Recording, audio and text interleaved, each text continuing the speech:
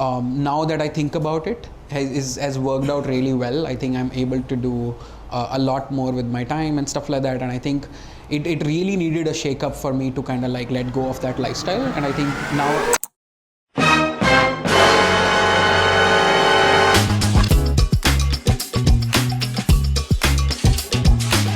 You know what, yesterday doesn't really mean much to us anymore. After 20 years, I think the word has become just too blah. So this morning when I sat down to think about what shall I say this evening, I was like, should I start by hello, good evening, welcome, hi, and every word was kind of feeling terribly bland to me. So then I said maybe I should start with a namaste. I've not said namaste maybe even more than 3 times in my life, so I was like really awkward and I'll feel very shy to say namaste. So then I went to Google and I was like, let me pick out some kind of a regional language and then maybe I'll feel easier to say something in a regional language. I figured that almost every word is based on the Sanskrit namas. So namaskar, namaskaram, namaskar. So I was like, oh, maybe Manipuri sounds easier to speak. And Manipuri is Kuru Manjari. Santali was even more interesting, Hendaho. And Bodo was Gojo Fi, and I was like, I don't think I can pronounce this really well. So maybe I should learn how to pronounce these words. And so I started referring for how do I learn this.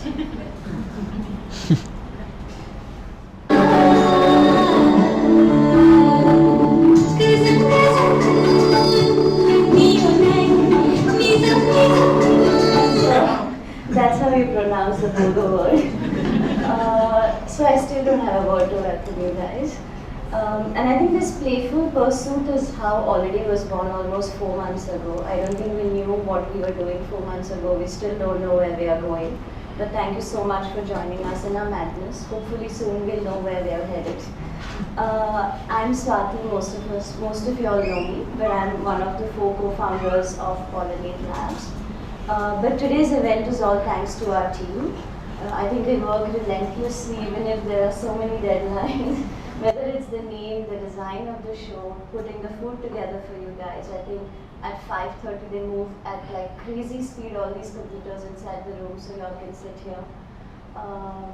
So Yash and Anurag have been on our wish list for a really long time.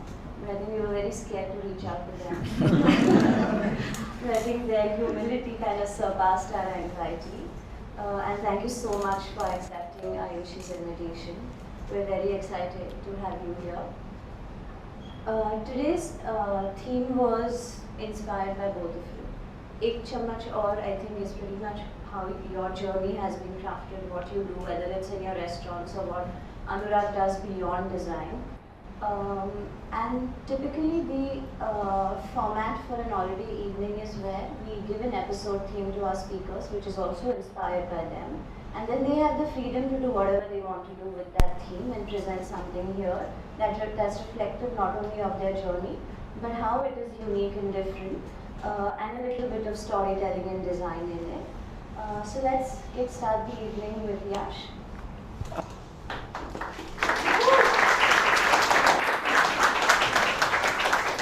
That's how the older me looks. This is me. Profile photo taken 6 years ago. Thank you everyone for joining us. Till yesterday I didn't know I was supposed to put a presentation together. And then Anurag told me what he's doing, so I said I'll go first because his design is going to be like 2. So one of the things we do at various restaurants, so we started a journey with Hungering, which was co-founded with me, Samir, and Chef Floyd, was Bombay Canteen. And Bombay Canteen was our first love, and it's something that finishes 10 years. But post that, whenever, for me personally, I'm not really good at articulating. Like I love fucking ChatGPT. I've also had a bottle of wine before this. So what I do like is, I always like to talk through pictures, and the idea was, post when we did Bombay Canteen, was we started with a team of 30 people, right? Today Hunger Inc. is 450. So whenever there's a new idea and I need to convince Sam, my co-founder, to do it, I always put a presentation together. It's not the most fanciest presentation, but that presentation becomes our document that we use for every conversation after that. Because it just helps us get everyone around us, every partner we work with, may it be a designer, a brand designer, an architect, on the same page, right? Even someone who is putting the music together. So, because I had no other option, I pulled out one of those decks to show you all. This is something that I'll walk you through the journey of putting that together. But the preempt to it is we had done Bombay Canteen in 2015.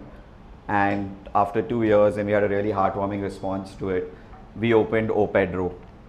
And O Pedro was a Goan place, and we had another presentation for it. But after doing these 2 restaurants, both for me and Sameer, my co-founder, one of the things we used to talk a lot about is the kind of restaurants we want to open is always going to be approachable, accessible, yet experiential, right?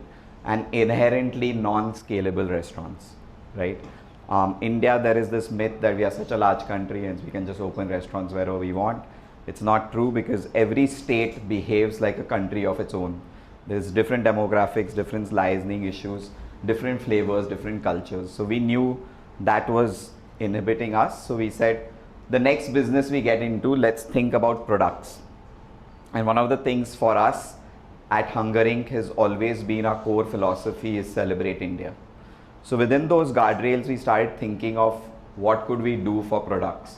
And as a restaurateur, one of the easiest solution to that answer is taking a sauce that you make in your restaurant and just bottling it, right?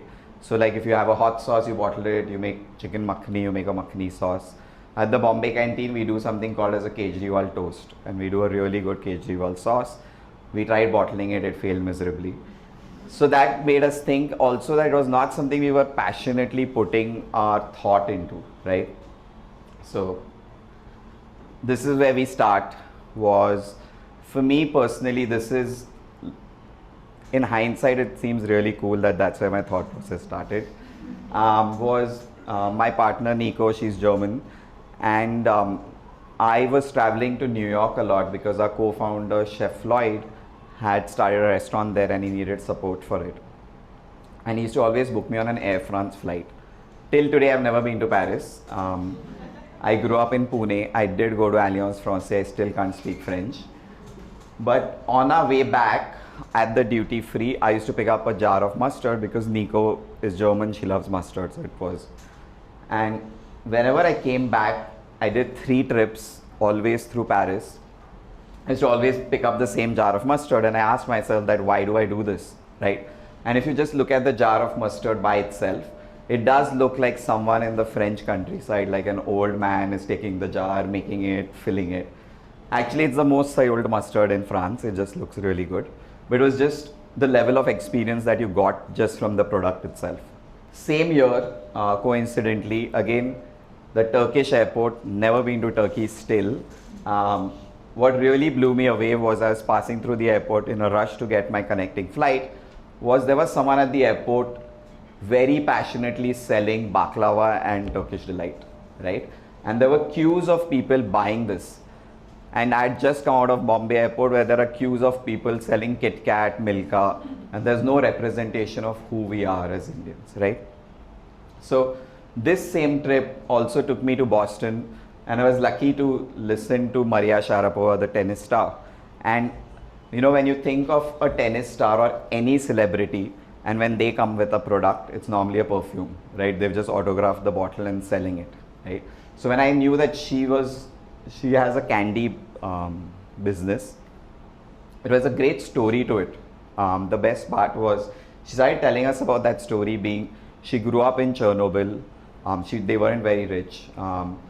And she had an uncle who used to travel to the US once every 6 months. And he used to get her 1 Snicker bar.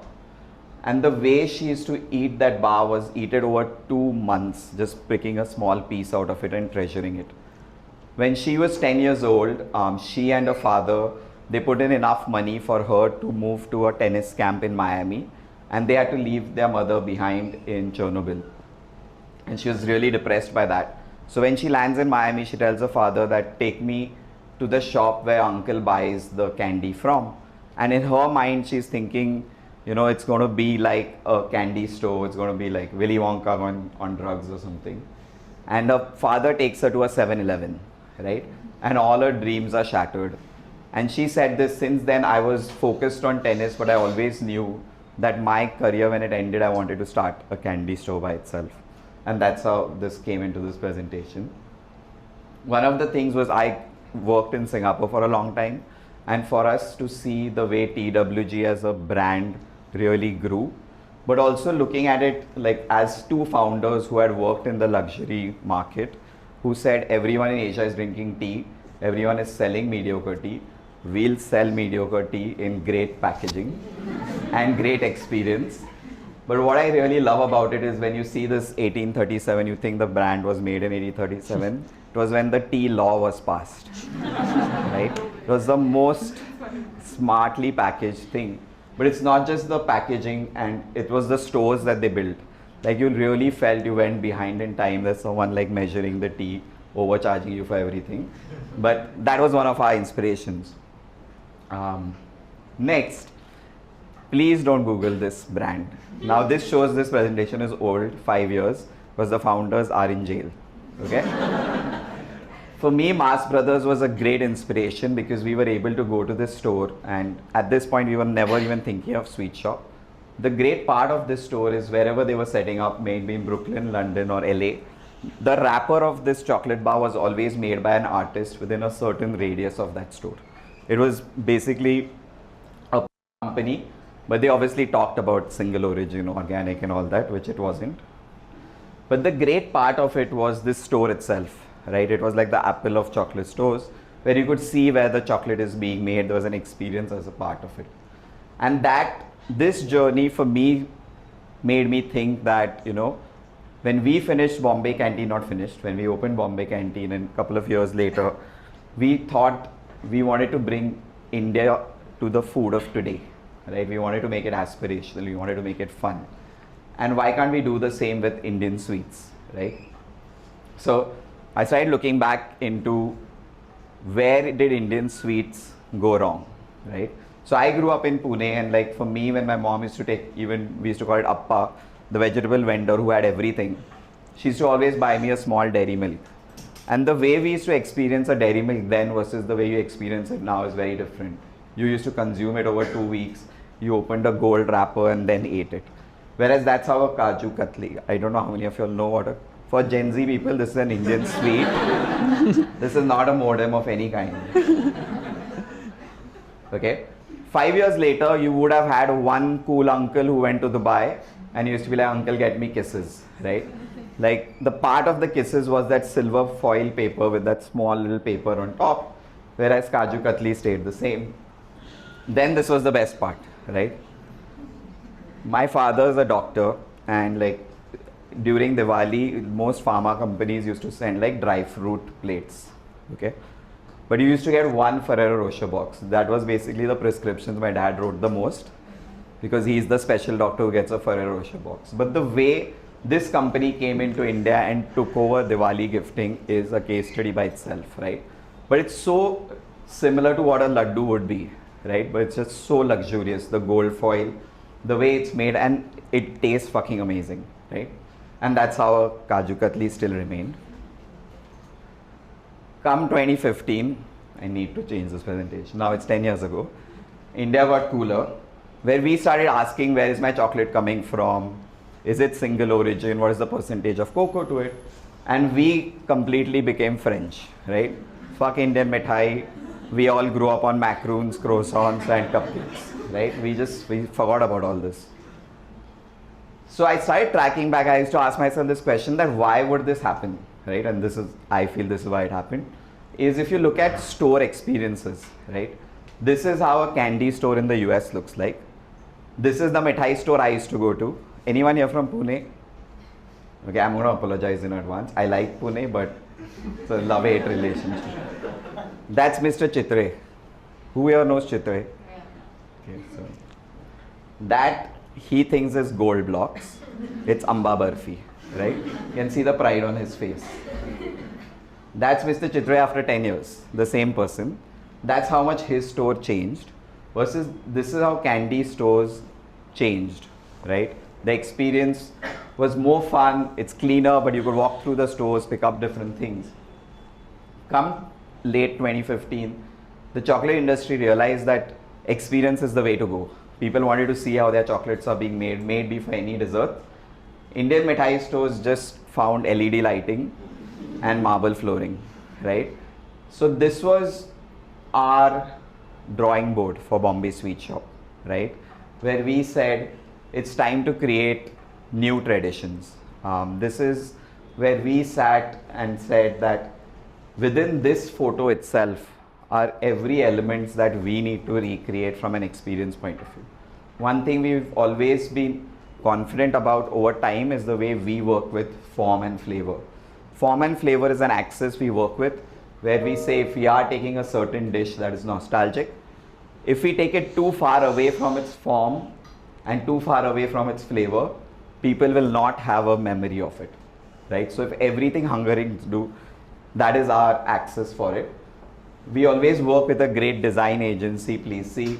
We knew within what branding we do, there's a lot to play with. So this became our drawing board. After this, honestly, it's a lot of inspirational brands that I really liked. So it's a really cool brand. It doesn't make a lot of money, but there are 2 Michelin star chefs who realized that everyone loves gummy bears, but the ingredients in gummy bears are not good for you. So they made like really expensive gummy bears.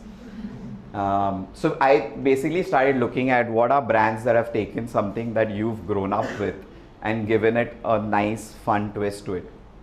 I love this brand for just its tagline, but because in the UK everyone has tea and scones and biscuits. That was my British accent. So yeah, this is where honestly like a working doc that I use all the time. I'm not going to go through it because Anurag's giving me the eyes. But this is our story of form and flavor. So I'll explain it with one dish. This is the gulab nut at Bombay Canteen. Okay, the origin of this dessert is called baba au rum, right? Baba au rum is a French dessert where you take a brioche, soak it in rum. Most Indians can't pronounce this, right? First problem. Second, our pastry chef wanted to call this gulab au rum. Big problem. So it's basically a gulab jamun shaped like a donut, soaked in old monk rum, filled with pistachio cream, right? That's where the form and flavor for us came in, right? Form went to a donut, but a donut was something still approachable, something you still knew. Flavor, when you still bit into it, the textures and the flavors still reminded you of a gulab jamun. And that's how we make it meet. There was another dessert on the menu, which our chef does not serve anymore. It's called a, I can't pronounce this, but it's a tart. Yeah, it's an upside down tart. Again, a Swiss French dessert. What we did here was we had taken, again, this is people who grew up in 80s or were born in the 80s. When we went to school, there was a Peru wala, a person who sells guava. He cuts the guava and puts chili and salt. Some of you all might know this. So we took those flavors, again very nostalgic flavors. So it was basically a guava tart, big guava tart with a chili ice cream on top. And to just make fun of the name, this dish is called guava tan tan tan tan. So yeah, so one of the things for me which was very clear when I wanted to do Bombay Sweet Shop was when we told people we want to do Indian sweets, it's going to be boring, it's not going to be hygienic, right? So these were the 2 things we were working with. At Hungaring, one of our strengths at that point was giving a great experience within the 4 walls of a space, right? So we'll take that strength of ours and we said we'll create a retail brand where if you come to our store in Baikala, where it's like a Willy Wonka mithai experience. You can just walk in and try this in sweets, but it's amazing. So I put this image down. But the reason of putting this image down was I knew that conveying this idea to our design team was going to be the problem. So that we both are on the same page. We also said like if Willy Wonka was part of the royal family, this is what a store would look like. If Willy Wonka met Gatsby, that's what the store would look like. Whoever worked with us after that knew exactly where I wanted to go with this brand.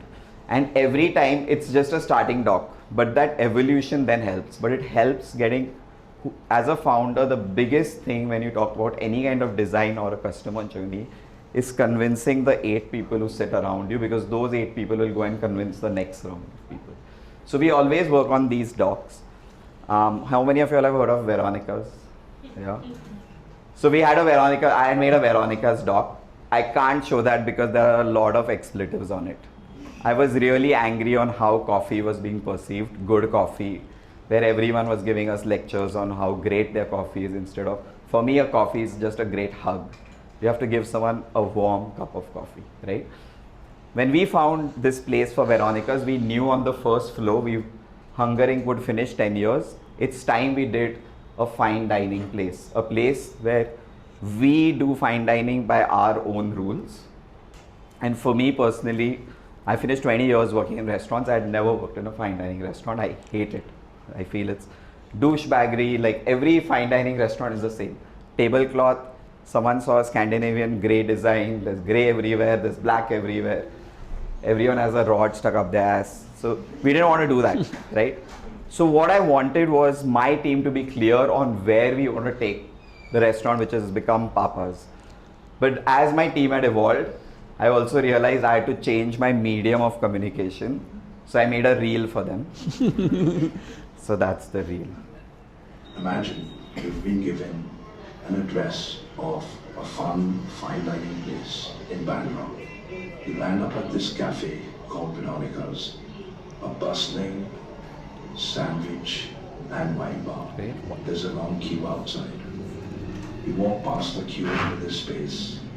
It's vibrant, a lot of hustling and bustling, a lot of wine glasses clinking. As you look around the space, you're mesmerized, but then you're asked to walk up this metal staircase. You walk up the staircase, you're greeted. Wow, how does this space exist in the middle of this cafe?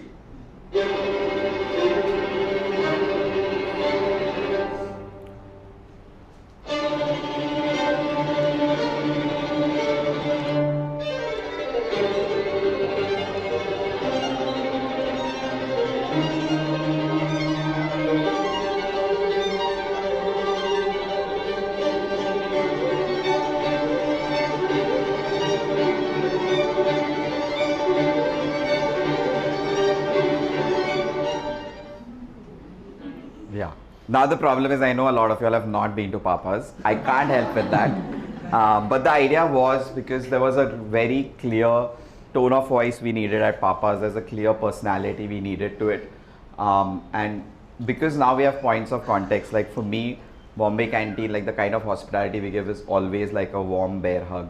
And like how do you elevate that when you talk about fine dining food?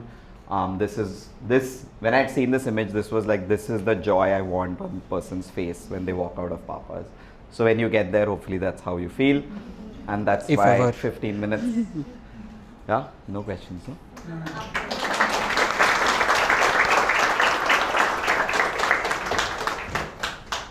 I know you guys have a lot of questions for Yash, but we'll just wait till Arora finishes and then open up the Q&A with our signature agenda. Can I invite you?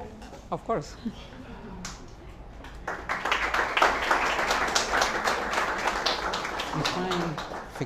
Hello, I'm Anurag. I am a designer as well as a cook.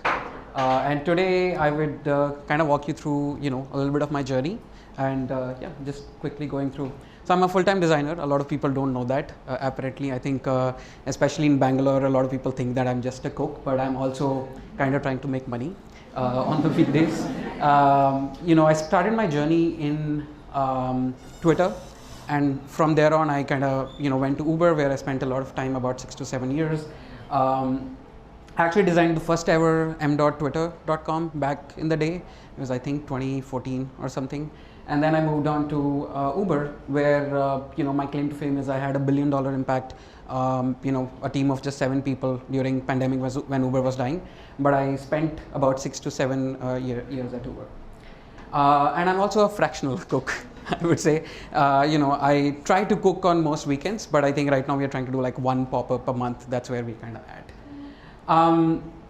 This is a question I get very, very often, where like how do you manage to be mediocre at two things at once? And I thought I'll address that today with this presentation. Of course, it's rude. How to nurture a creative passion for dummies. I don't know if you guys have seen the dummies guide, but yeah, I just wanted to make sure understand the reference. So I kind of want to go back to like the seed of where I started cooking. This is how our house is. This is my younger brother. That's my father, and that's my mother. And mother can't watch TV because of how our house is designed. And you might be wondering where I am. I'm in my mother's heart. I love my mother. I continue to love her to the day. And I spent a lot of time with her. Not really to, learn to cook or anything. I just wanted to spend time with her, chill with her. Which is why I did not watch a lot of TV growing up. Which is why I'm actually not very addicted to a lot of things that you guys might be. I'm not. I actually haven't watched a lot of stuff. But yeah, I spent a lot of time with her in the kitchen, while growing up, every day while making dinner. And one day she said, by the way, that's what she used to call me, not anymore. She said, I'm not going to pronounce it, but she said atta gunde, which means in Punjabi, make the dough. And I think it's funny that dough is a large part of a lot of stuff that I do even today. I had a very large sourdough phase, I had a very large pizza phase, and I think most of the menus will have some way to get some sort of a dough or bread into, which it's kind of funny how childhood kind of affects. From there on, I went to do some useless stuff. Why I say I'm not against education, just want to put it out. But I went to an engineering school, to find out what I want to do. And I guess many of us are like that. And I went to library, and I was like, hey, I want to learn more about cooking now, because I think it was like a large part of my life. And I was like, hey, give me a cookbook. And she's like, here you go, that's your best bet. This book changed my life. Maybe it'll change yours too. So I do want to reveal it to you guys. So I used to read all kinds of recipes and try to impress my mother, honestly, right? I think I was living an hour and a half away. I didn't get into a good engineering college, of course. We just chose a convenient one. So I used to go back every second week or something and used to cook something for her. So I'll be like, anyways. I was like, I made something cool, mom, and of course I learned it from this book or tablet, whatever.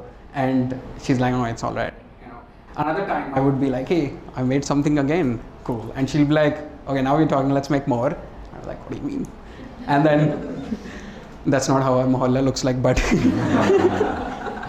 but basically what we will do is she'll make me make large portions of everything for the whole neighborhood. I was a neighborhood favorite for sure because of that. But we would basically cook a very, very large portion and distribute to people's houses. And I think we continue to do it today, not at this scale, of course. But at the time, I used to make 15, 20, 30 portions of things. And we'd be going into each house and, giving food, which was pretty fun. Didn't happen with all the food that I cooked. She was of course, she was of course kind of gatekeeping that. She would, make sure it's good before it goes anywhere.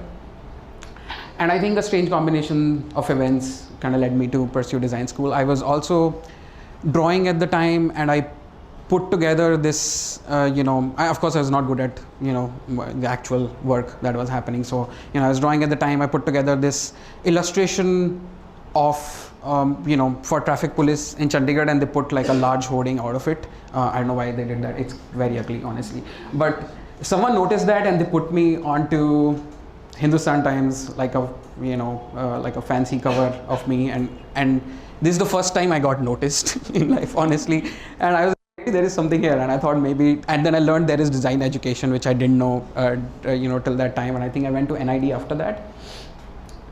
And I think I went to, NID, and I think, of course, schools are schools, but I think the best thing was, of course, being around very, very nice people. I have a lot of million friends, and I think, I know people who have grown in the north, we kind of live in our own bubble. So it was nice to come out of that bubble, learn there is world outside of it.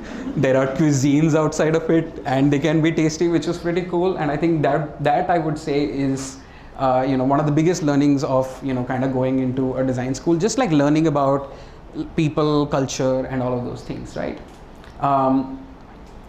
food, of course, kind of in the background happening. I used to do white sauce pasta at the time. And I put a stall in NID, and it was called Akri Rasta Anurag the pasta. But I put a stall, and and I'd go to like our college kitchen, like cook food. People used to love that shit, and every time we had a party or something, I'll go and make like large portions of things.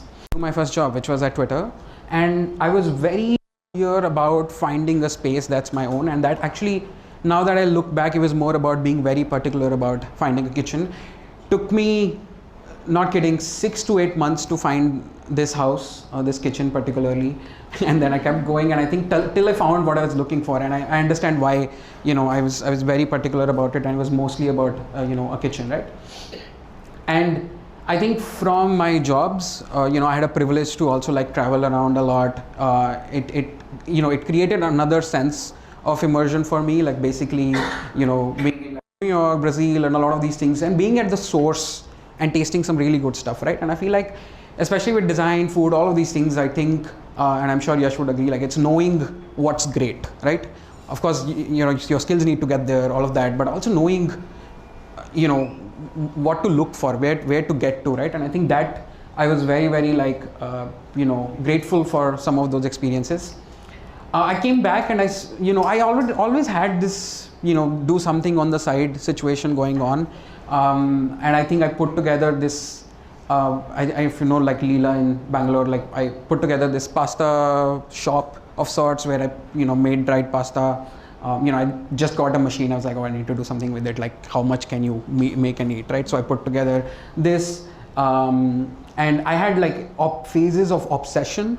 And I'm like, they were crazy, right? Like, I think I had a sourdough phase, which, went for a year, and it was really about, I don't know, right? Like, I think now that I look back, it's really about, for me, was like getting to what I've tasted somewhere else, right? I think that's really where it was. And I think it's mostly like, hey, like, let me just, I was never happy with a lot of stuff till it got into a certain point. Same happened with pizza. I kept going, and I think it started tasting the way it should. But then I was like, heat is missing, and I literally put together like a wood-fired oven in my house. So I had like that sort of a very crazy, weird obsession phase going on. A lot of friends, I was hosting a lot of friends in my house, of course. I enjoyed cooking, and my house kind of became sort of the adda where a lot of people were coming home, and we were like, of course, I was making meals. But there's one time which I remember, this was 2019, where I actually put together something completely new for a friend. She was visiting, and she was very excited about trying my food, and I put together like a 4-course menu, which was all new stuff, right? And I think that's what I wanted to do, like stuff that does not exist today, right? Stuff that you actually create out of imagination. Of course, I was good at like a lot of things that need to taste a certain way, but for me it was about how do I create new flavors, how do I create something more borderless, right? Of course, based on all that I've learned, like how do I bring that together? And she was like, hey, you should do something about this. This was very tasty, and I did do something about it, and that's when I did my first ever pop-up, which was in May of 2019. Where I put together like a tropical menu, which was from a lot of like the tropical areas, and I put together this 5-course sort of a situation where we had 6 people come up to my terrace of that house, and we turned our house into a restaurant. Kudos to Jay, she was the one who was actually designing the space for this, and I think we put together that experience where we had strangers for the first time ever, right? I think which was pretty cool. I think the feeling always stayed with me. I made a lot of mistakes. My kitchen looked really shitty after all of that. I wasn't clean, many other things of scaling food. But the feeling stayed. Feeling of feeding, people outside of the ones it was beautiful, and I wanted to continue doing it. This is another insane story. I was in Italy. We became friends with an Italian restaurant. This can actually be a whole presentation by itself, but I want to quickly touch upon this whole menu that I just showed. 2 weeks later, I was doing it in Italy in a restaurant. Insane. Best part was I did have help from Attilio, which you can see a little bit of the forehead of him. But he basically was, he was able to kind of help me scale to that level. But he literally like closed his restaurant for a dinner and like ran my menu just because we were drunk together and like we kind of promised each other shit. But it was pretty cool. This is where I had like an epiphany. I was like, okay, man, this is kind of cool. Especially, Italians are, a certain way, them liking your food is kind of cool. I was like, I want to do more with this. And I thought maybe I should go to a culinary school, right? So I came back and I was like, I asked our head of design Didier at the time at Uber, I was like, hey, can I go take a 3-month sabbatical? He's like, no, you only been here 3 months. So I invited him for dinner. He was in India, so I was like, okay, come home. He had my dinner, and then he's like, oh yeah, okay, go. And he literally made that happen for me. We had a policy of 5 years, and he somehow made it happen. I was also paid for those, which unbelievable. And I came to London to do LCB.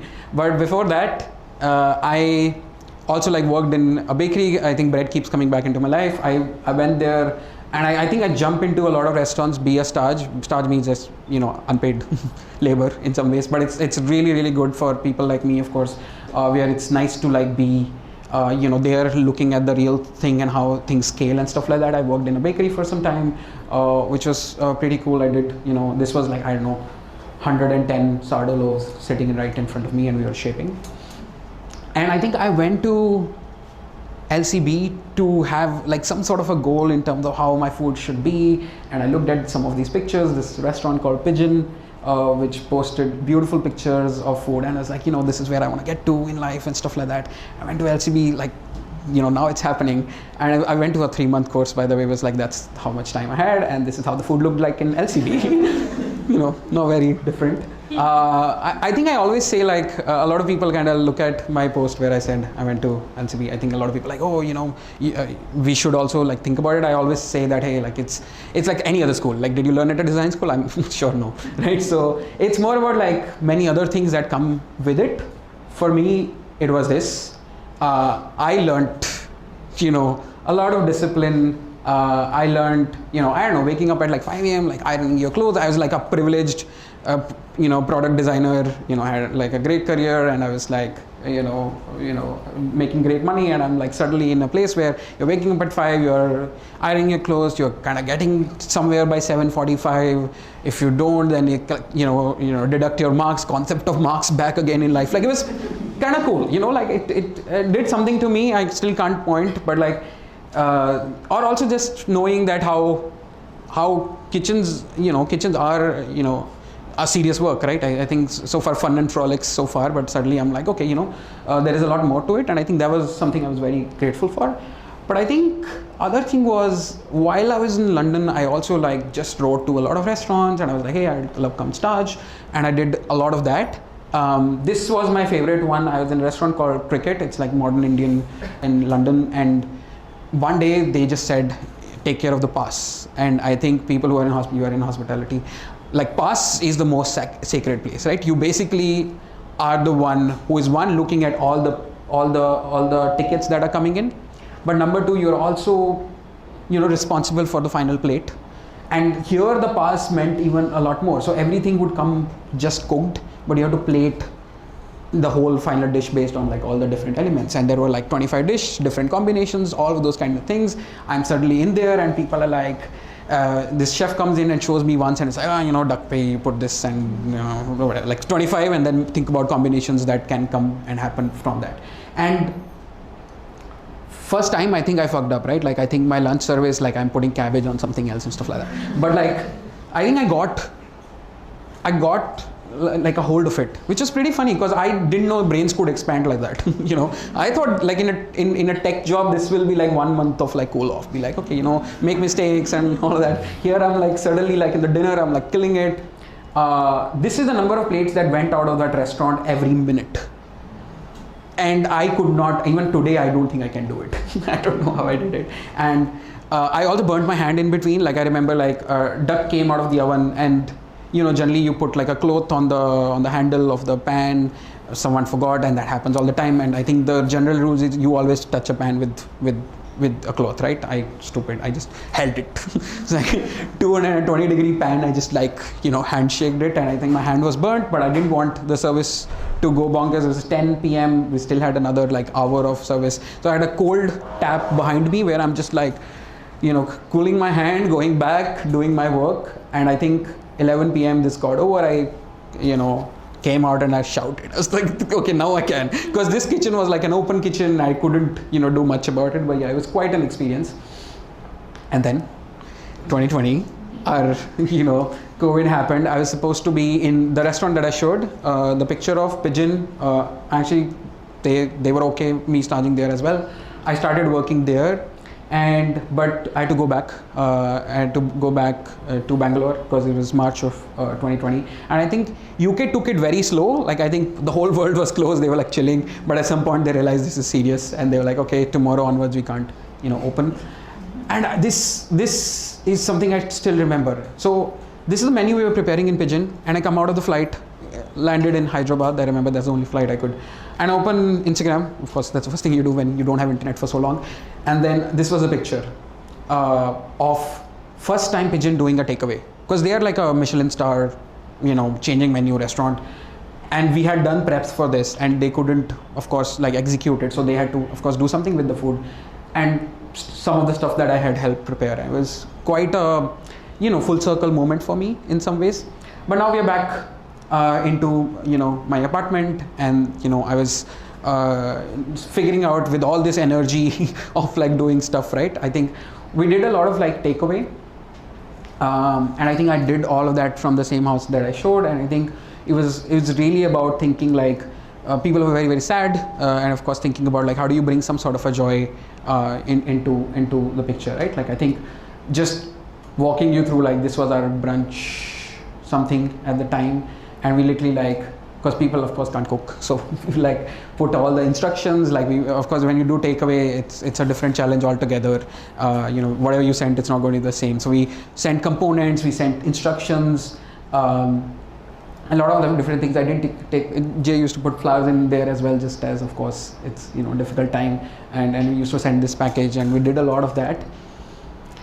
And then I think because of some family situation, I had to be in SF, and I think I took full advantage of the situation. I went Road to Roo, which is again like a modern Indian restaurant in San Francisco, and I met one of my mentors whose name is Nasir. He's like one of the most talented pastry chefs I know, and I think I learned a lot of stuff.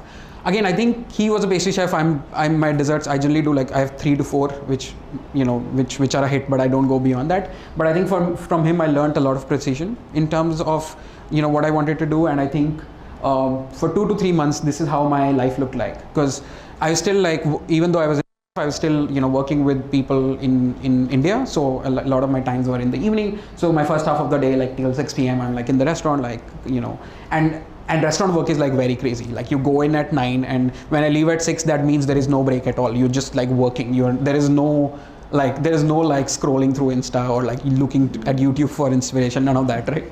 And then right after I have to keep my job, and I was doing a lot of work. So I was kind of burnt out, but I don't regret it, because I feel like it was very unique experience for me. It was they he used to practice the craft at the highest level, and it was good to see, just observe, right, like how those people do it, which was very cool. I come back with, I think now what I call some of the style of the food that I do. I come back and I put together this menu. I remember COVID is kind of like slowing down before it became even more crazy, but like in between, very short sweet time where we put together a menu, and I think of course people were very excited, things were opening up. We did a very beautiful brunch in Courtyard in Bangalore. Now of course it's a lot more popular, but at the time it was like a niche thing. So I did like a pop-up in the garden. It was like a brunch pop-up, which I really, really enjoyed. And from there on, like I think I went on and like tried my hands at doing like a startup where of course like a lot of cooking had slowed down, and I think it was like really terrible for my mental health. I think I kind of decided to like not continue it, and I was honestly, to be totally honest, I was kind of depressed in this situation, because coming out of it, it was a lot of love put into this. I was very, very passionate. I was working like 16 hours a day, and coming out of it and not seeing it to the end was a very, very difficult place for me. So I went to be in Vancouver with my brother who lives in Vancouver, and I think we were just having very slow time, which is something I really, really needed. I wasn't cooking a lot, I was eating.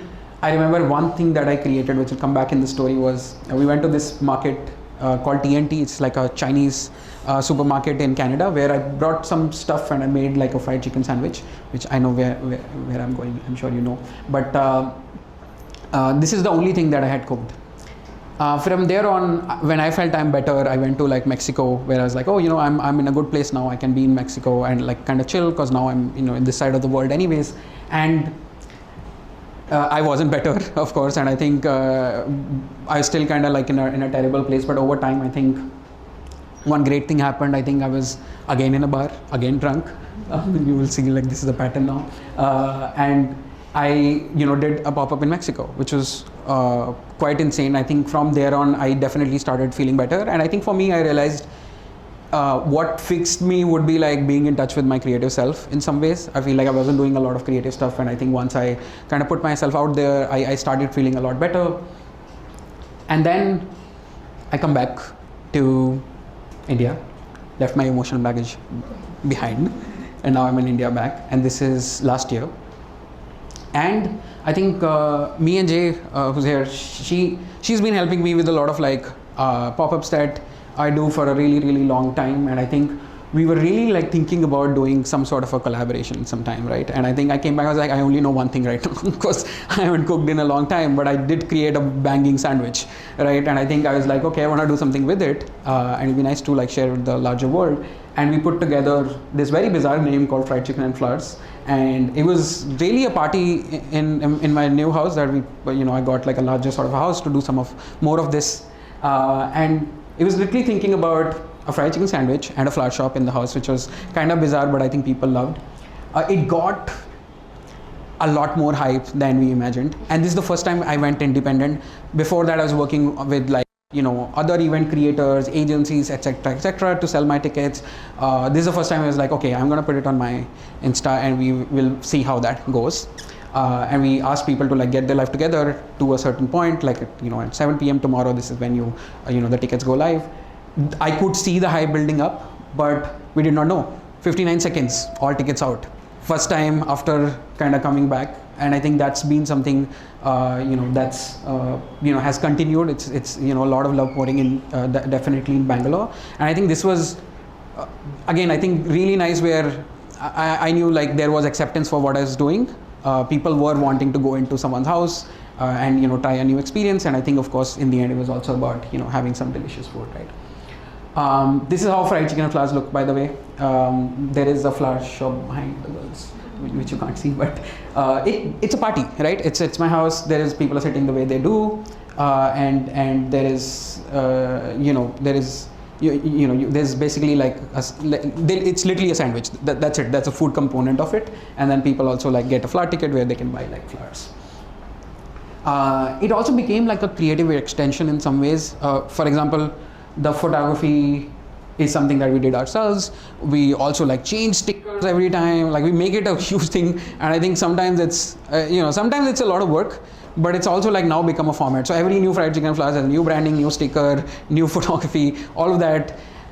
But I think it's how it's set now, and that's how we work around it. And I think no regrets for sure, but it's definitely becomes a lot of work. It's also like a lot of friends kind of coming together, a lot of people who a lot of people who are our friends, like come contribute in a lot of ways. Anjali has done a lot of like creatives for, we did like a custom kombucha bottle and stuff like that. Like Palvi has come to help in the kitchen as well. So I think it's a hangout, right? Which is this is the only format which is a hangout, by the way.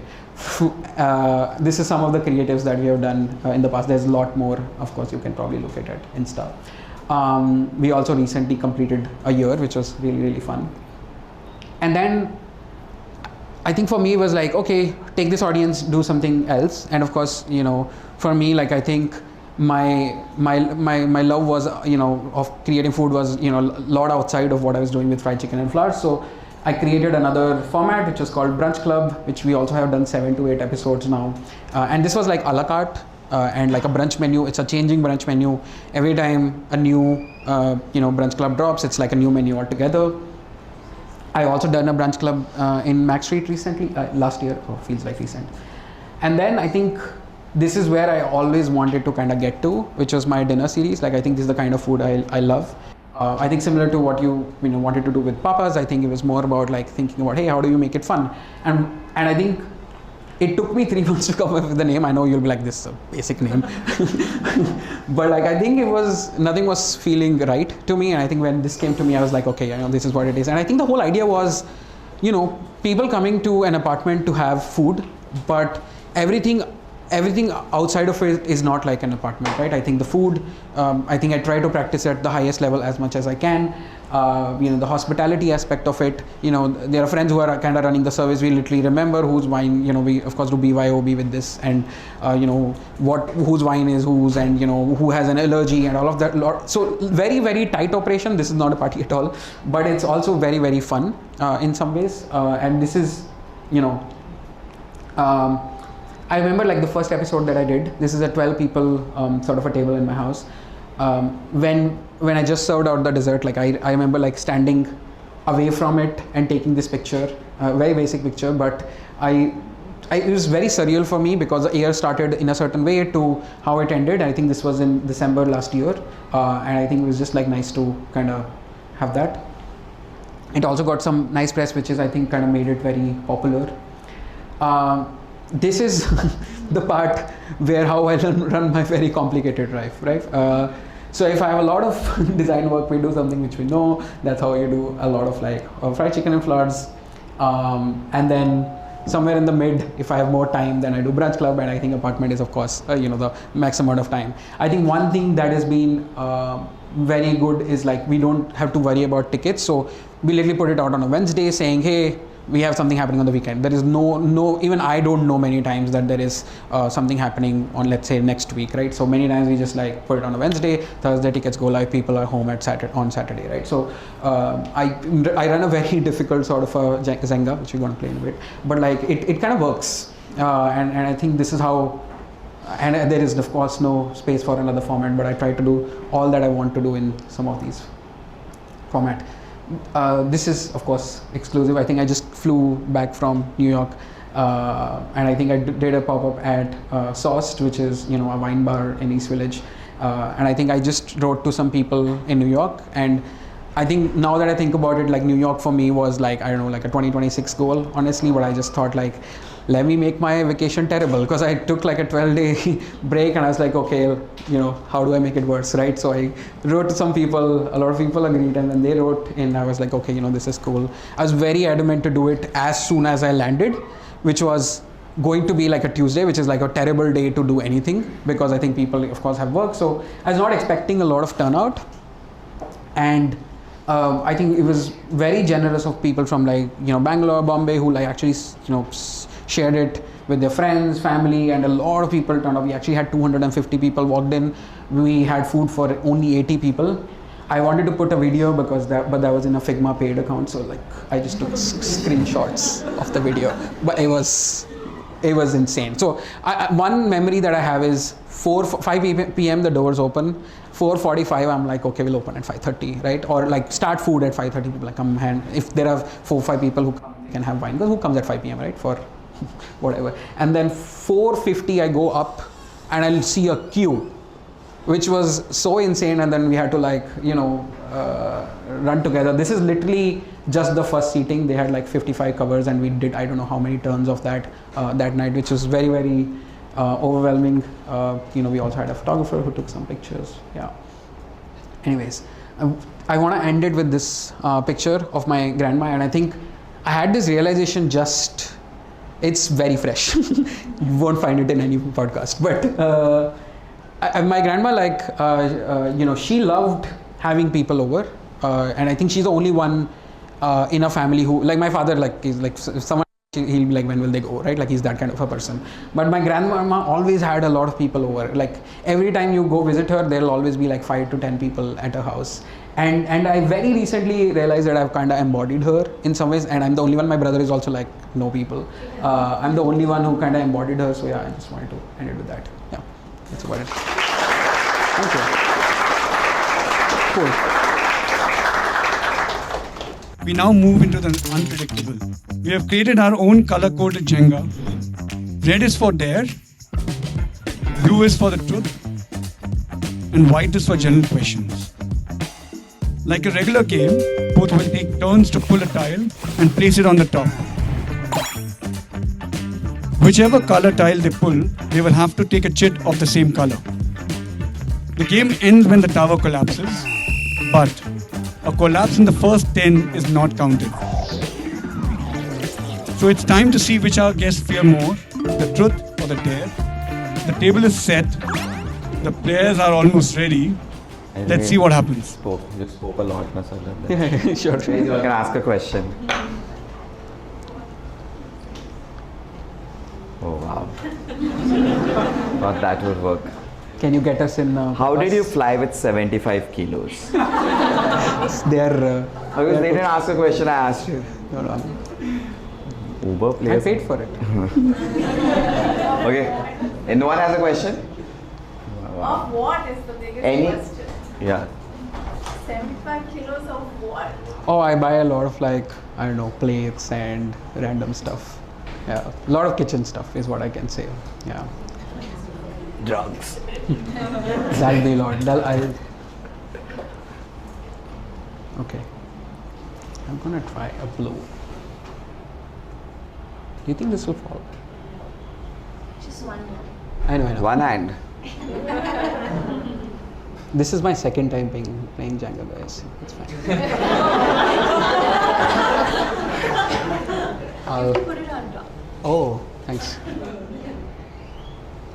What do you really think when people call their pets their kids? Oh God. Very personal question. It's for you. I feel like it's justified. I feel like there is a 3-tier sort of a system to get to kids. I'd say it starts with plants, which I've been killing. Then it gets to pets, and I think then it gets to actual kids. So I think I'm okay with people calling their pets their kids. It's gonna fall.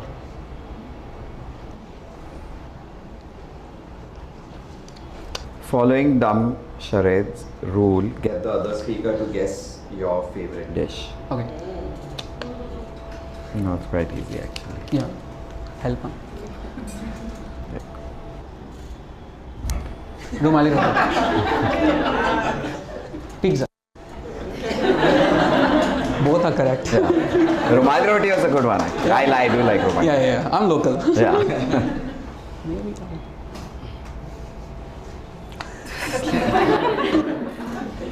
I'll only do it, no then. Huh? Did it.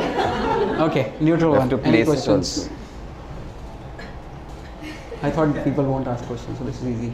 Yeah. Oh, What was the last best and most memorable dish each of you all had? Which you did yourself, like yeah, create or I'm very critical of were mine. involved in?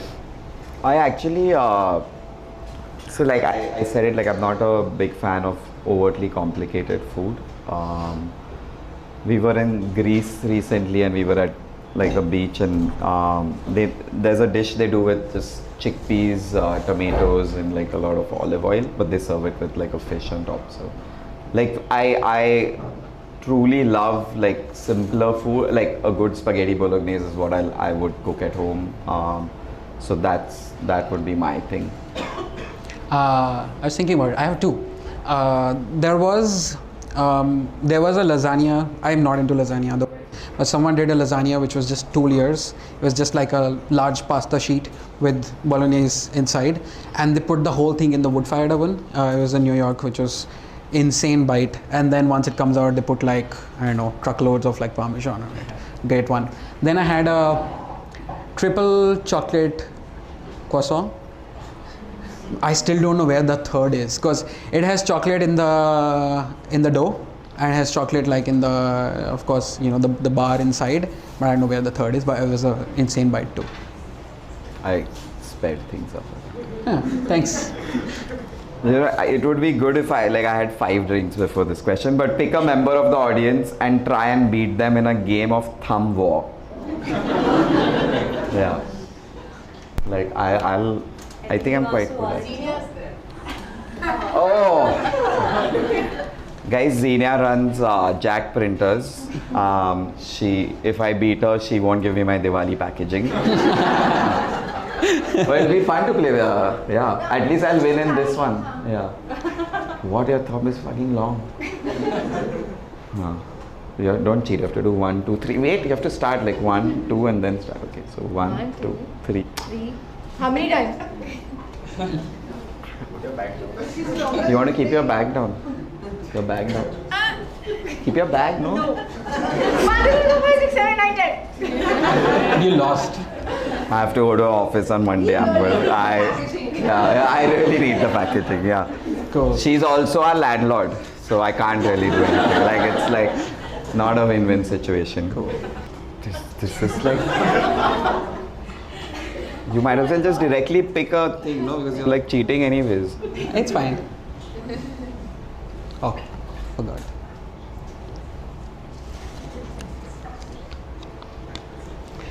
Which celebrity chef do you think worth the hype? I think Hussein.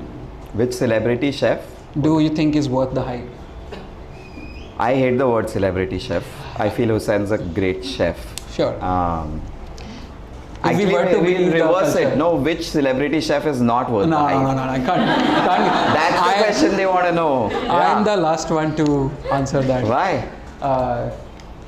It's a closed group of people. They don't have Whoever Instagram. makes Rameshwaram dosas. Good answer. Good answer.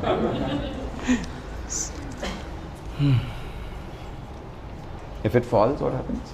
We go home.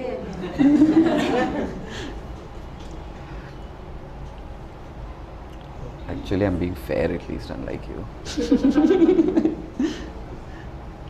These Jengas are like really strong.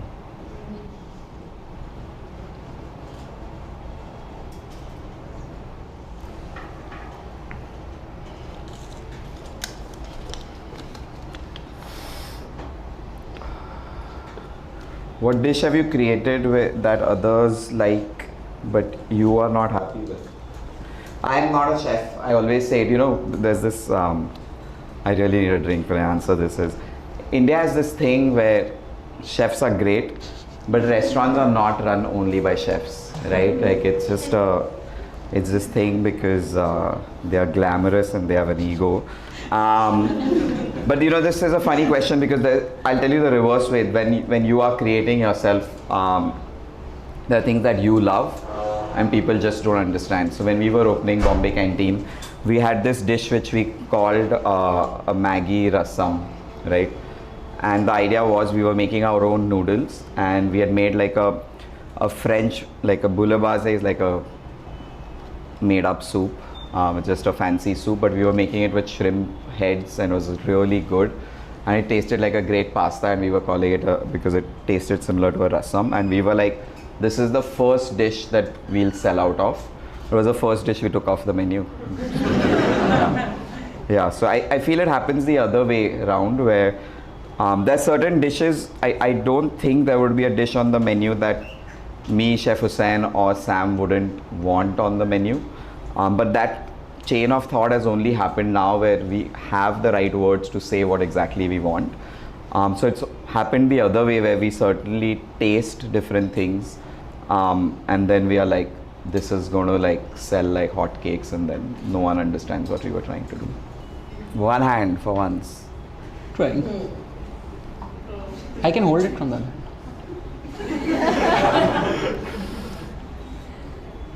Oh yay.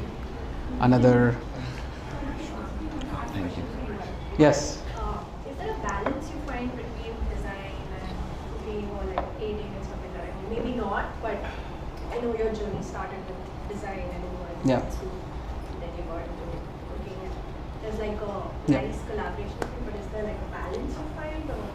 I think a lot of people have asked me this before as well, which is like, the plates look a certain way and does it come from design? I think it does for sure because, you are thinking about visual balance and symmetry all the time, like in most things you do. And I think I would say it comes a lot more naturally to me. I did plate like really shitty looking food at the start, right? I think everyone goes through that. But I think at this stage where I know, what I'm working with and stuff like that, I think even the lunch that I make is kind of plated now, right? Like I think so it comes a lot more naturally that way. Yeah. It is going to go Let's home. make this into an antilla.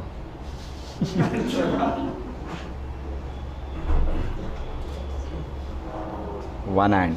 Oh man. Anyone has a question? Follow-up question. Yeah. Would you ever give up graphic design or design in general? No, have you looked at Yash? Yeah. No, I feel like personally I enjoy, I really enjoy this balance for myself because I think the minute you get into practicing something for business, I feel like, at least for me, like I feel like the creativity or a lot of other things take a back seat, right? I think, which is why I do food. Like I feel like I need to kind of come out of constraints and do something that's truly my own. I have thought about it multiple times, but I also know a lot of chefs. I also know a lot of like operators, and I feel like at least I don't know many chef-driven restaurants who are also only doing food, right? Like they get into a lot of other things. There is a lot more, like he said, right? Like it's not run by only chefs. That's very, very true, right? I think only you can only get people inside the door with your food, but I think after that, like how things run and many other things are a lot harder. The operations part of it, and I honestly I don't think I will enjoy that. I also like money. I feel like at least from if I were to do something, I know like it won't be that profitable, at least because I know like I'll splurge, especially like if you are the creative as well as the business. I feel like you will always be like, hey, let me spend extra on something and we'll see it later, sort of a thing. I mean, even in my New York pop-up, like I feel like if this turnout did not happen, we would have made a loss. Honestly, I was just like, oh, I'm cooking in New York, has to be the best ever. I did not think about business at all. I mean, thankfully, people did turn up and it was pretty cool. I think we made a bunch of money. We spent all of it in one night, which is why I should not open a restaurant. I hope that answers your question. Yeah. You had a question. Yeah, so see, you've run a restaurant business yourself and you're a cook, right? Yeah. I think a lot of people go to cafes or restaurants not only because they like food, but they like to dine out, and it doesn't matter if food is good or bad, but it has to be like of a certain quality, right? So what do you think plays a big role in making that entire ambience, the cafe, the food, or maybe the vibe that you get, going to a place? So how important is food? How important is something like a coffee? Like, a lot of time we go and you say we are roasting our own coffee, but does it really matter? Am I okay with like a nice cup of coffee, a good food and a good ambience? So I always say it, like for me, my personal journey was I was a server for 3 years of my life. I was bartending for 2 years of my life. You could obviously Sam, my co-founder, has this saying, we are only as good as the last meal we served someone. So we finished 10 years next year as Bombay Canteen, but if someone had a bad meal yesterday, they're going to WhatsApp me about it today. But the food might be great, but if the person serving you is not warm, if there's not enough warmth in the room, nothing will make that person come back. I always say it may be specialty coffee or Nescafe coffee. It's the way a person makes you feel. It's as simple as that. Like, people ask us this for the longest time. Like, we have Bombay Canteen, that's 10 years, Pedro, that's 8 years. What makes the difference is we truly believe our people make the difference. It's like your frontline teams are the kings and queens of your business, and if you treat them the right way, they are going to treat your guests the right way. So for me, like the smallest of places with just regular music playing, but if I can have a conversation with my server, as long as the coffee is not burnt, like if the coffee is good and not great, I will go back and make that my habitual place, right? So when we put our things together, obviously there are various elements we look at, like, the most important is food. So for for me and Sameer, both of us were front of house when we wanted to get into it. I got into having the confidence to do my own restaurants after working in restaurants and bars for 8 years. And Sameer the same. But we said to ourselves, what we are good at is front of house, serving making drinks. We need a great chef with us, and that's how we got Chef Lloyd on board to say that that's the missing puzzle. And then we build the team around it. So then you start looking at the space, right? And because we're here for design, one of the crucial elements today which everyone looks at, like Shweta is here, Pinterest, like I'm sure someone shows you a Pinterest board, right? There's so many trends in design. I always tell younger restaurateurs is you need to make your own trend, right? Because trends go away in a year. You need design that will age well. You need design that is nostalgic. So like design for me plays a huge role. Music, like I listen to Taylor Swift, so I don't think my guests won't listen to it. But so you need to understand that really well. So we've taken time, like we've made some stupid mistakes, but for me, no matter everything, it's the hospitality. Like it's that warmth that brings you back to a place. No, I think I definitely agree with you, and I think you could go to the best of the best meal, but if it's like 10 minutes delayed, like you'll be mad, right? I think that's kind of the reality. I've realized multiple times. I of course like practice food on a much smaller level, but I've realized even at the scale that I practice at, it's people really like notice how they feel. It's really funny. Like I think a lot of people sometimes come back because either they made friends or like they felt the whole environment was very nice. Of course a lot of people come back for food, but there is also equal number of people who come back because they felt how we made them feel, right? I think so that is something I would completely agree with. You had a question. I think you already answered my Okay, question, cool. but I'm going to add another question. Like, could you share some interesting mistakes or fun mistakes you made, maybe running the business or cooking? Like it would be a class by itself. It's funny mistakes, like we've said it, we've been seriously, people ask us what makes the difference. It's just hard work, pure, just like I've given it all I can, I feel sometimes. Mistakes there have been a lot of design mistakes. There have been some penny-wise pound foolish mistakes. I'll tell you, I'm hoping most of us have been to the Bombay Canteen. If you all have not, you're missing out a lot. When we opened Bombay Canteen, I have old photos of Kamla Mills and how it used to be. Like everyone was like, who will come here? You should have opened in Tory Mills, right? And for us, purely we built it on a rental business to saying my business plan says X, right?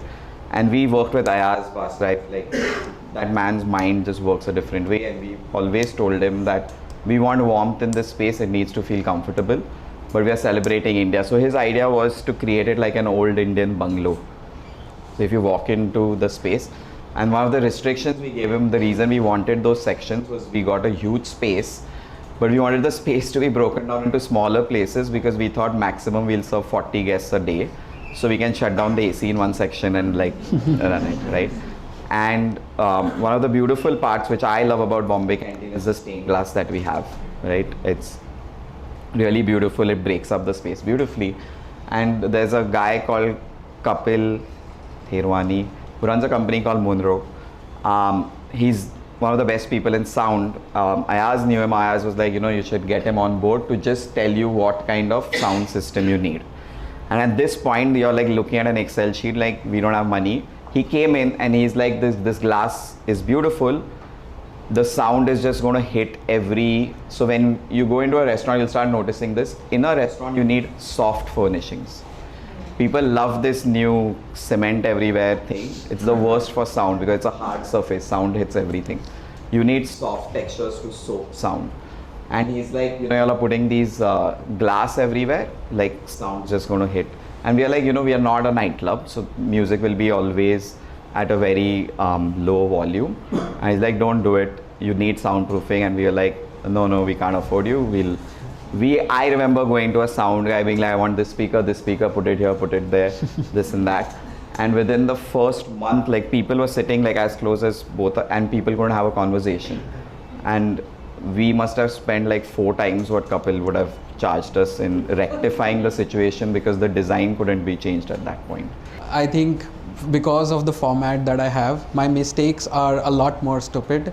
And it's also because I don't think I have the luxury of learning, right? I think so many times you put together a format and you are actually executing it on the day, right? Similar to, let's say, even this New York one, I was like, okay, this is the number of people who should turn up, and then it changes a certain way, and then you just have to be in the, be in the groove at the time. I remember once, I think the largest pop-up at the time, this was also like I think 2-3 years back, at the time I had done was 35 people, and I think someone approached me to like take over a kitchen which was closed for 2 years to do 100 people pop-up. And I was like, yeah, of course we'll do it. And I think I was like very, very excited at the time. And I think we are of course prepping in this kitchen and all of that, but suddenly like when people come and we realize there is no running water and we're doing all these pasta courses, and someone is actually going down get bisleri for us to like actually execute and make that happen, and it was pretty crazy that way. I think another time I remember is I think during Fried Chicken and Flowers we had done a lot of episodes, and I was like kind of bored. I was like, okay, from a food POV I'm only just serving a sandwich, so like what can I do more? I was like, okay, I want to make a soft serve, right? And I think I do it out of my house, which has a certain sort of electricity grade, and I rented a machine, I put it in my house, which was really, really stupid. And I think as soon as we I remember like as soon as we people coming in, like we turn on the machine, it'll turn off and turn on, and at the time like the whole soft serve became so grainy. It was quite a mess. So I think I make these kind of mistakes where of course you don't have a luxury to test out an idea, to just directly go out and execute it. Yeah. I'm a bit competitive, as you can see. I don't know how you got that out. I need to. Well, I'm not. This one is like chop and onion. Too much work right now. Red is there. Oh, sorry. Blind taste one of the spoons we'll bring out and guess what is on it. That's fun. Yeah, I'll do that. Woohoo. Yeah. Do you want to react to Yeah. Can I pick these? No. You can? No, yeah, you can. Why? Yeah, of course. Apart from the top one. Ah, I didn't know this. But you're creative, no? You should be a bit. Trying.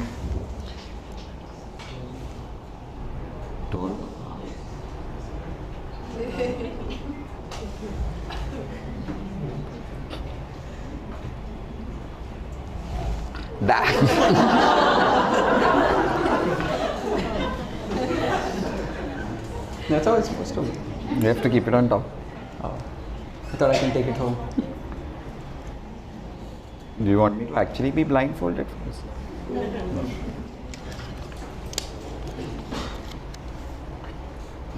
No. Easy. Take a shot. Oh. It says non-alcoholic also. What? Oh, next is me. Anyone has questions till then we could ask. Yeah. Oh, I'll close my eyes.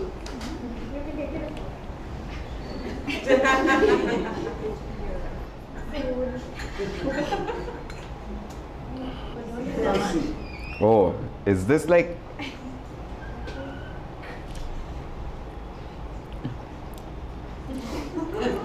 salsa? Some kind of, and it's a bottled salsa.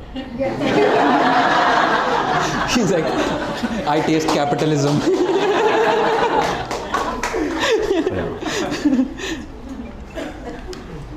Cool, I have a shot. Yeah, sorry. So, slightly existential question. When you spoke about building inherently non-scalable restaurants or businesses, and I want to ask you, how does that work as a long-term plan? We didn't know we were building inherently non-scalable businesses. To your point, it doesn't, it's not, so I feel like it's some of these things I say when I'm like either high or drunk, is I feel every founder has a choice to make. India, with our podcasts and our reels, we only see the success stories of unicorns and like I need to hit 1,000 crore valuation, right? I tell some of the younger people, a valuation is not money in your pocket. It's like a freaking reel. But so for us, like, there was a joy when we did restaurant 1, restaurant 2. One of the things I say with younger restaurateurs is physically you deteriorate a lot, right? And when we were thinking what to do next, that's when I said that, we get into a business where it is something we love, but we can scale.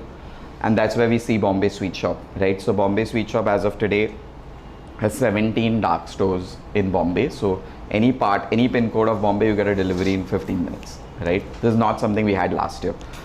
So that's a business we want to grow. We want to do our playbook in Bombay where we are making our mistakes here.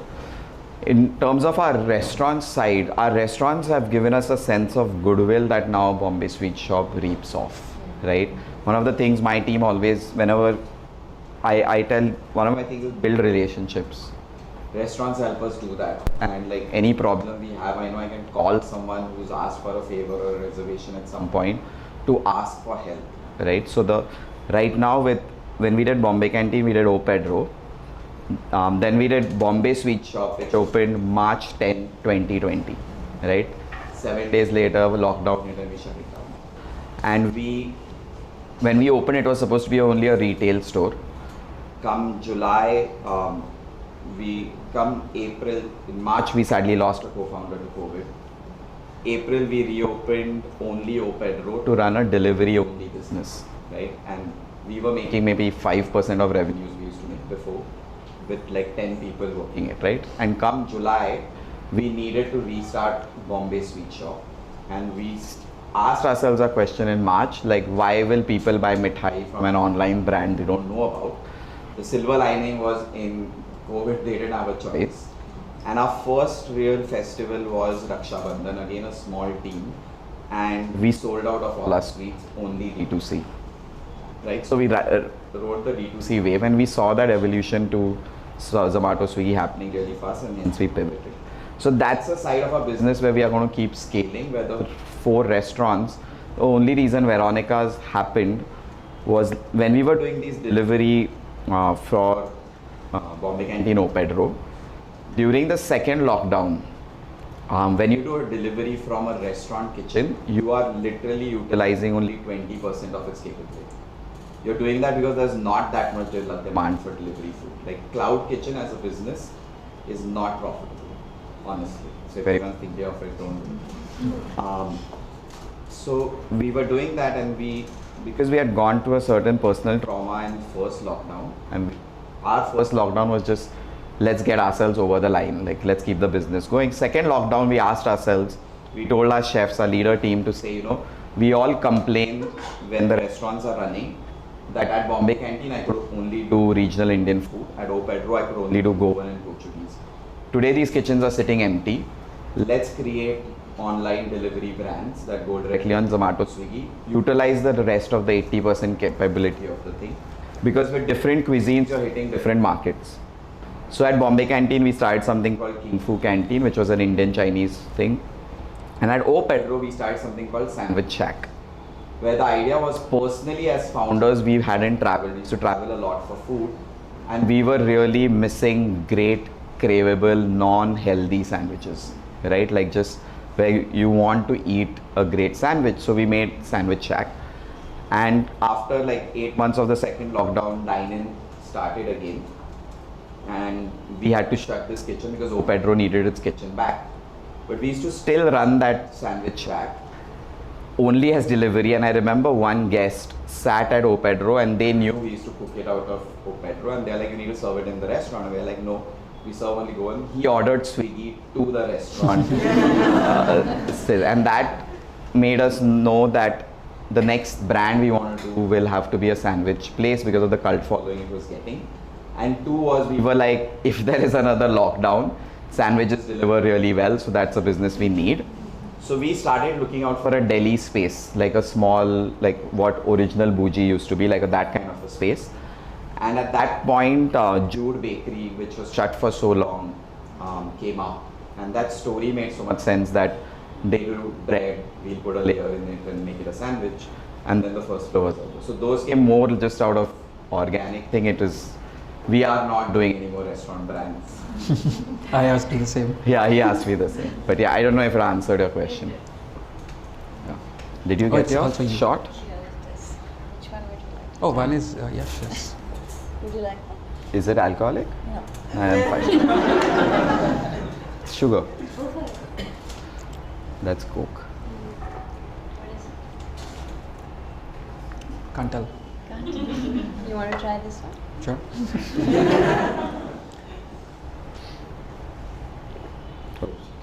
Some sort of a pickle. It's olive brine and this is jalapeno. That was mine. What? My I'm trying choice. it. One hand again.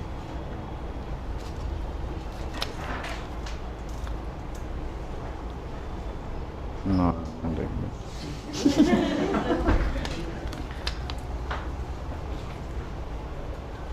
So it says do the mise en place for your favorite dish in slow motion. Mise en place. Have you know what mise en place is? Wow, like no. Okay, mise en place is basically a French word for prep. Whenever we open kitchens, we say is your mise en place in place, is like every dish gets broken up in a certain way. You have to do it. I love making. Let's see if you all can guess this. But yeah.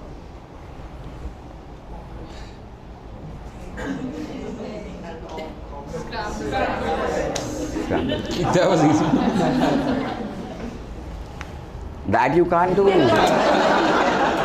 Guys, what is this complicated? Get a blue one for this one. Get this one. This will fall. No, it won't. This. This one, yeah. Ooh. I have also this one to keep. I took one home.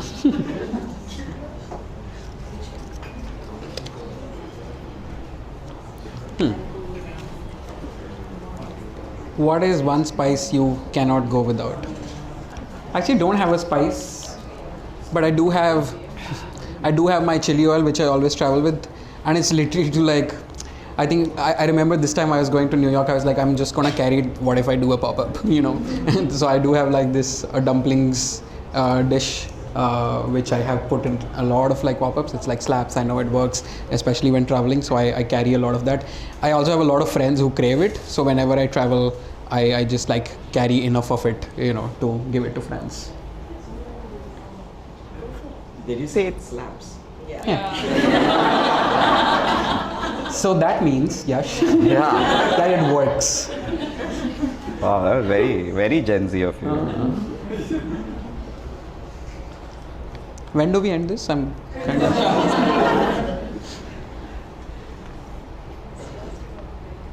Easy.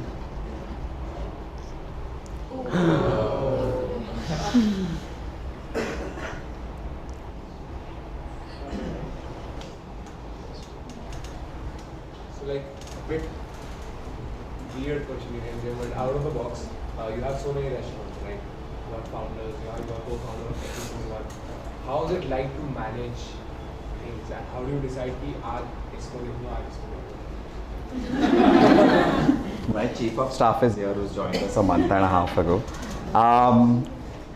I do feel, I say to my team is we have chaos all the time, but it's organized chaos. There is a method to the madness. I believe a lot in writing a lot of my, like he was making fun of me. I use a drawing book to take notes. It's this sized. It's an A3. Just want to put it out. It is an A3 because then I don't lose it. So I go the simple way where I have every brand and I write down what's happening where and see the thing. But I have this, like I don't say these things because I feel people have heard me saying it time and time again on a podcast. I call it as fast train, slow train routine. And for me as a founder, that works really well. What I mean by a fast train is every brand has a fast train. So when we live in the city of Bombay, there are local trains, right? That's a fast train. It gets you from one place to the other. It runs on time. It's scheduled, and it gets and it has to go on every day, right? For me, that is our daily, like our monthly calendar of marketing activities. It has to happen. So at Bombay Canteen, I know there is a Ode to Home, we have Michelin star chefs coming in, O Pedro has something going on, we have a new cocktail menu. All these marketing events need to happen, and we have the best teams who will manage these. Like, it needs me and Sam to like dial it up, dial it down a bit. That's all fast train, which keeps the business going. Like, it's day-to-day ops. What I mean by slow train is, for example, if you were to say, I'm going to go to Delhi by train, right?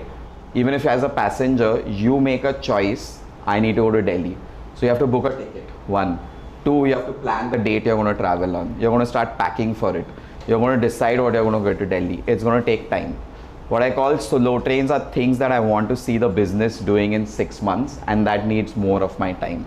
So whenever there is something that I want the team to come to me with, they'll say to me, this is a slow train thing. So for me personally, I like spending more time on the slow trains, and that's how I break it up. So like, there are certain things where we asked ourselves last December, is how do I make people eat sweets during non-festival times, right? It's not something that gets changed. So it's a slow train initiative we are working on through various marketing initiatives and stuff.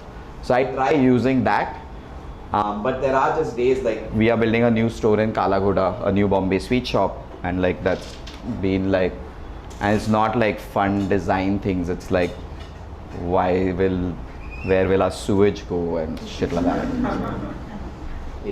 There is a method to the madness. You become calmer as a founder, like as you get older.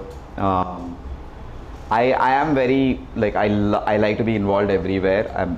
Thankfully I have a great memory, so I do figure it out. But this fast train, slow train like helps my team also figure shit out. Oh. Question for Anurag. Wow. Did you take it from the top? Yeah. No. Someone saw it. Did it legit. You want me to take it out? Biggest regret that you have? Huh. I don't think I was ready for that. No, I don't think I have any regrets, honestly, because I feel like many times a lot of things feel like regret in short term, but in longer term they kind of start working out. For example, I think when when I kind of like jumped on doing my own company, I of course wasn't ready for what was about to come. And it was super crazy and all of that. And I think when I decided to not do it, it did feel like, oh, you know what, I lost like, I don't know, 8 to 9 months of my time. I of course did not take salary. It felt like a lost time for very, very long. But I think in hindsight, I think that also pushed me to like leave my job, right? Which kind of had become my identity in some ways. And I think letting go of that, now that I think about it, has worked out really well. I think I'm able to do a lot more with my time and stuff like that. And I think it really needed a shake-up for me to kind of like let go of that lifestyle. And I think now, party time. Okay, yeah. Now that I think about it, I would say it's worked out really well, and I'm kind of grateful for it. But yeah, I think a lot of things feel short-term regret, but I think over time I feel like things work out.